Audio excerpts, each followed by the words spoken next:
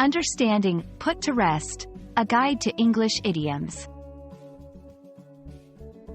Hello everyone, welcome to our English language learning channel.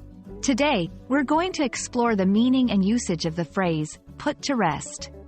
This phrase is a common idiom in English, and understanding it can really enhance your language skills. So, let's dive in.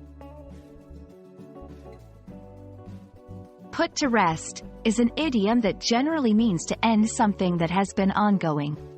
It could be a rumor, a worry, a debate, or any situation that has been causing concern or uncertainty.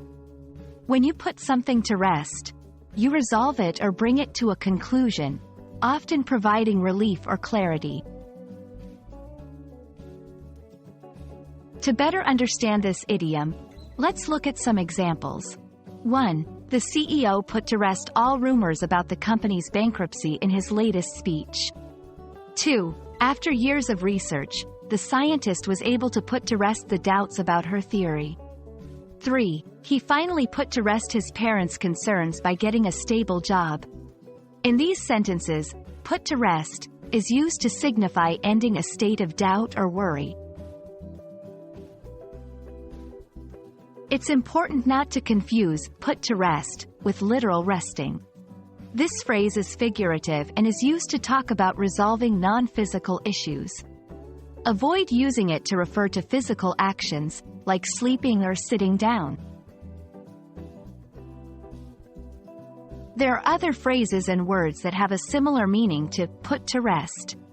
These include lay to rest, settle, resolve, clarify, quash, for rumors or doubts. Using these synonyms can add variety to your speech or writing. I hope this video has helped clarify the meaning and usage of put to rest. Remember, idioms like this are a great way to make your English sound more natural and fluent. Keep practicing, and don't hesitate to use put to rest in your conversations. Thanks for watching, and see you in our next lesson.